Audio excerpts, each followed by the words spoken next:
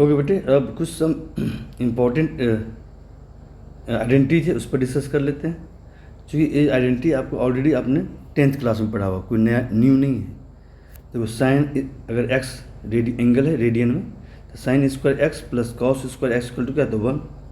Okay बेटे, अब sine square x equal to कितना हो, कॉस को इधर ले जाओ, प्लस है तो क्या माइनस हो जाएगा, 1 माइनस कॉस स्क्वायर, या कॉस को यहीं रहने दो, साइन के इधर ले जाओ तो क्या हो जाएगा, 1 माइनस साइन स्क्वायर। तो sine square x equal to होगा 1 minus cos square x, cos square x equal to होगा 1 माइनस साइन स्क्वायर एक्स, यानी इसी से हम डेरिवेशन किया। तो आपको ये याद रखनी है। ओके, ये ऑलरेडी पहले से भी याद है आपको। तो sine square plus cos square क्या 1 होता है, साइन स्क्वायर होता है 1 माइनस कॉस स्क्वायर, या कभी इस ये दिया रहेगा 1 माइनस कॉस स्क्वायर, तो 1 माइनस कॉस स्क्वायर क्या लिखेंगे, sine square x. Okay, 1 minus sine square क्या होगा, कॉस स्क्वायर एक्स। फिर नेक्स्ट है sec square x minus tan square x equal to क्या, तो 1। कोई न्यू नहीं बेटा, क्योंकि ये 10th क्लास में ऑलरेडी पढ़े हुए हो, इसे लर्न करना है। अब इसको इधर ले जाएंगे, माइनस है क्या प्लस हो जाएगा, तो sec square x equal to होगा 1 plus tan square x. Okay, अब 1 को इधर लाओगे तो प्लस है तो माइनस हो जाएगा, तो tan square x equal to हो जाएगा sec square x minus 1। Okay, तो tan square x equal to होगा सेक स्क्वायर एक्स माइनस 1, या ऐसा रहेगा sec square x minus 1 equal to क्या लिखेंगे, tan square x. 1 plus tan square x क्या लिखेंगे, सेक स्क्वायर एक्स। जैसे मर्जी पूछे आप रिप्लाई कर सकते हो। ओके, नेक्स्ट है देखो, सेकेंड और थर्ड ये दोनों एक जैसा है, तो माइनस है, और इस पहले वाला में क्या था, प्लस था। Cosec square x minus cot square x कितना 1 होता है, तो इसको इधर लेंगे तो माइनस प्लस हो जाएगा। तो cosec square x equal to 1 plus cot square x, और cot square x equal to क्या होगा, 1 को इधर लाओ तो प्लस है तो माइनस हो जाएगा, cot square x equal to हो जाएगा cosec square x minus 1। Okay, तो बेटा ये सब आइडेंटिटी आपने 10th क्लास में पढ़ा हुआ है, ये अच्छे से याद होनी चाहिए। ठीक है, जब भी मुझे ज़रूरत होगा तो आपको मैं पूछूं तो आप रिप्लाई आप कर सकें। ओके बेटे, ओके, अब देखो मैंने कुछ नोट लिखा है, ये याद रखनी है। जैसे यहाँ से स्टार्ट किया, एंगल रोटेट हो रहा है, रोटेट यहाँ आया, यहाँ एंगल क्या था ना बना, एक्स बना रेडियन में। अब हमने एंटी क्लॉकवाइज मूवमेंट किया, अगर हम क्लॉकवाइज मूवमेंट करेंगे यहाँ से तो एंगल क्या होगा, निगेटिव हो जाएगा। क्या होगा, निगेटिव। मान लो एक्स मान लो पॉजिटिव क्वांटिटी है, तो जैसे ही आप क्लॉकवाइज मूवमेंट करेंगे तो एंगल क्या बनेगा, माइनस एक्स हो जाएगा। ठीक है, अब देखो बच्चे, तो ये किस क्वाड्रेंट में बताओ, ये जो ये आपको फर्स्ट क्वाड्रेंट में, देखो ये क्या है, ये फर्स्ट है, ये सेकेंड है, ये थर्ड है, और ये क्या है, फोर्थ है। तो फोर्थ क्वाड्रेंट में एंगल निगेटिव होता है। क्या होता है, निगेटिव। यानी जैसे एक्स एक्सिस से जब नीचे जाएंगे एंड क्लॉक वाइज तो क्या आएगा, फोर्थ क्वाड्रेंट में आएगा, और जैसे ही आप ऊपर जाओगे तो क्या हो जाएगा, ऊपर मतलब एंटी क्लॉक वाइज, यानी फर्स्ट क्वाड्रेंट में जाएगा एक्स होगा। एंटी क्लॉक में क्या होता है, anti clock wise angle positive होता है, और क्लॉक वाइज एंगल क्या होता है, नेगेटिव होता है। ओके, ये तो ऑलरेडी आप जानते हो। ओके, अब देखो बेटे, अगर आपको रहेगा sine minus x, sine angle है माइनस एक्स, तो माइनस एक्स मतलब किस क्वाड्रेंट में, फोर्थ क्वाड्रेंट में। इसमें फोर्थ क्वाड्रेंट में साइन की वैल्यू क्या होता है, निगेटिव होता है ना। फोर्थ क्वाड्रेंट में कौन कौन पॉजिटिव होता है, कॉस एक्स पॉजिटिव होता है और सेक एक्स पॉजिटिव होता है, बाकी सारे नेगेटिव होता है। यानी ये दोनों पॉजिटिव होगा, बाकी सारे नेगेटिव होगा। तो ये अगर अगर एंगल निगेटिव दिया हुआ है, इसका मतलब ये फोर्थ क्वाड्रेंट में है। तो फोर्थ क्वाड्रेंट क्या होता है, फोर्थ क्वाड्रेंट में साइन की वैल्यू निगेटिव आता है, तो sine minus x equal to होगा माइनस साइन एक्स। ठीक है, और cos minus x equal to क्या होगा, कॉस एक्स। ऐसा क्यों किया, चूँकि फोर्थ क्वाड्रेंट में माइनस एक्स, फोर्थ क्वाड्रेंट में कॉस और सेक पॉजिटिव होता है। ठीक है, इसलिए इसका वैल्यू क्या लेंगे, पॉजिटिव लेंगे। याद रखना, अगर कॉस के साथ या सेक के साथ, सेक माइनस एक्स, सेक भी पॉजिटिव होता है फोर्थ क्वाड्रेंट में, तो सेक माइनस एक्स और सेक एक्स होगा। अगर आपको कॉस के साथ या सेक के साथ एंगल अगर निगेटिव है तो निगेटिव को हटा दो, निगेटिव को हटा देंगे तो क्या आएगा, यानी उसे पॉजिटिव में कन्वर्ट कर दो। ठीक है, तो उसका वैल्यू पॉजिटिव आता है। ये फोर्थ क्वाड्रेंट में कॉस और सेक पॉजिटिव होता है, अब बाकी सारे क्या निगेटिव हो जाएगा। देखो sine minus x minus sine x आया, cos cosec x minus x minus cosec x आएगा, टेन माइनस एक्स क्या होगा, minus tan x. Cot minus x कितना आएगा, माइनस कॉट एक्स। यानी इस दोनों को छोड़ के बाकी सारे क्या होगा, नेगेटिव होगा। और कॉस और सेक में अगर नेगेटिव एंगल है तो उसे पॉजिटिव कर देंगे, ठीक है। तो इससे वैल्यू पॉजिटिव होता है फोर्थ क्वाड्रेंट में। ओके बेटे, इसे याद रखेंगे। ऐसे रहेगा साइन, इस तरह रहेगा, देखो बेटे, sine minus pi by three ऐसे लिखा हुआ है। तो sine minus pi by three क्या लिखेंगे, minus sine pi by three. Okay, ये लिखेंगे ना। अब पाई बाई थ्री मतलब 60 डिग्री, तो साइन 60 डिग्री क्या था, √3/2, तो माइनस √3/2 आ गया, ये आ गया आंसर इसका वैल्यू। ओके, अगर यही रहता cos minus pi by three, तो क्या लिखेंगे इसे, आप निगेटिव को छोड़ दो, निगेटिव है ना एंगल, तो कॉस में पॉजिटिव होता है। तो कॉस पाई बाई थ्री हो गया, पाई बाई थ्री मतलब 60 डिग्री, तो कॉस 60 डिग्री कितना होता है, 1/2 होता है। ओके, ये आंसर हो गया cos minus pi by three का। तो ये कंसेप्ट यूज करेंगे, देन वैल्यू फाइंड आउट कर लेंगे। नेक्स्ट ये टेबल आपको याद रखनी है ना, जब आप 10th क्लास में पढ़ा होगा।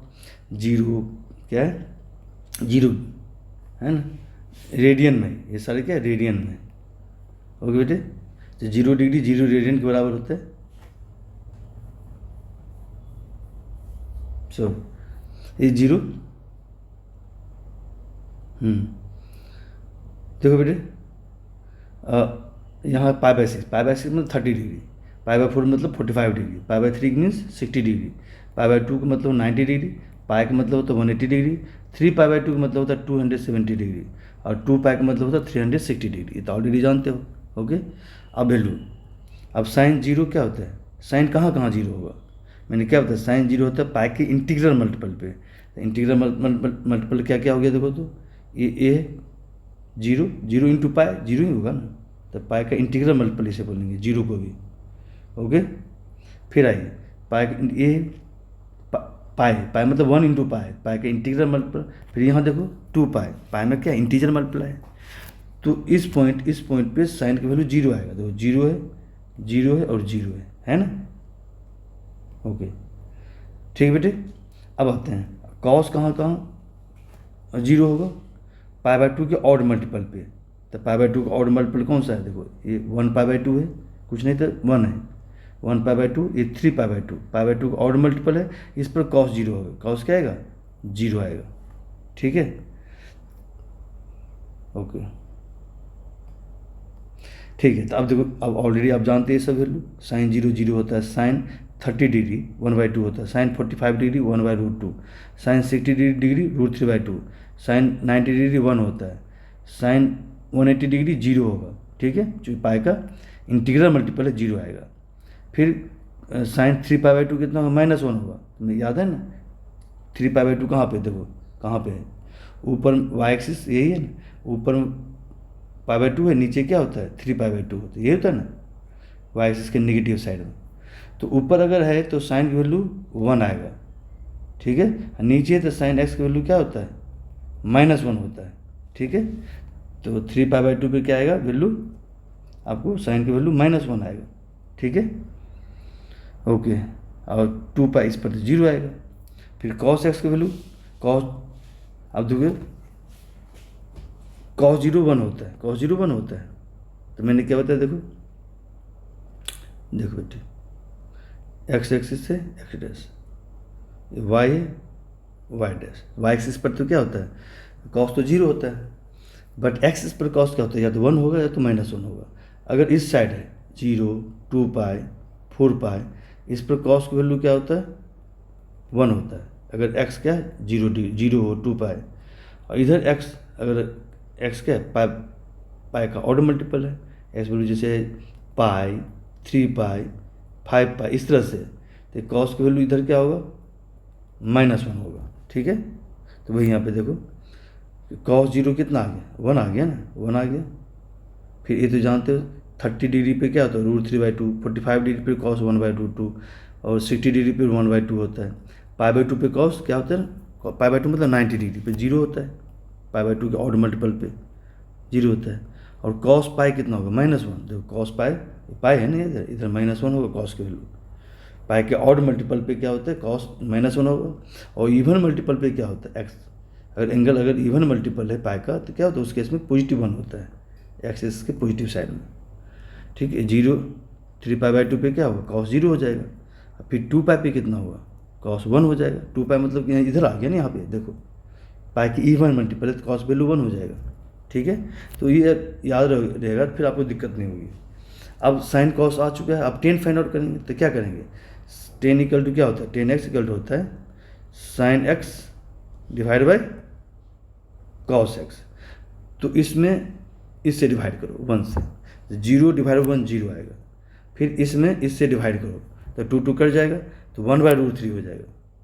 फिर 1/√2 में 1/√2 डिवाइड करो तो 1 हो जाएगा। ठीक है, यानी 45 डिग्री पे 1 होगा। 10 45 डिग्री π/4, π/4 मतलब 45 डिग्री। 10 π/4 पे वैल्यू 1 आएगा 10 का। फिर π/3 पे कितना आएगा, 60 डिग्री पे डिवाइड करो, इसमें इससे डिवाइड करो तो 2 2 कट जाएगा, √3 रह जाएगा। 10 π/3 √3 हो गया। फिर अब इसमें इससे डिवाइड करो 0 से तो नॉट डिफाइन हो जाएगा। 0 में -1 से डिवाइड करो कितना आएगा, 0 आएगा। 10x, देखो साइन जहाँ जहाँ 0 होगा 10 भी वहाँ 0 होगा। देखो साइन 0 पे 0 है तो 10 भी 0 पे 0 है। देखो साइन पाई पे 0 है तो 10 भी पाई पे 0 होगा। साइन 2π पे 0 है तो 10 भी 2π पे 0 होगा। चूँकि जहाँ जहाँ देखो यहाँ नोमिनेटर में साइन है ना, साइन जहाँ जहाँ 0 होगा 10 भी वहाँ 0 होगा। ओके, और जहाँ π/2 के ऑड मल्टीपल पे क्या होगा, नॉट डिफाइन।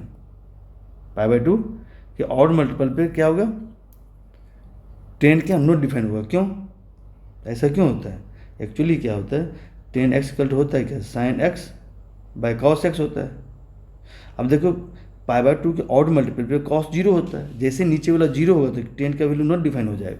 क्या हो जाएगा, नॉट डिफाइन है। किस पर, π/2 पे, π/2 3π/2 पे, यानी π/2 के ऑड मल्टीपल पे 10 की वैल्यू क्या होगा, हमेशा क्या होगा, नॉट डिफाइन होगा।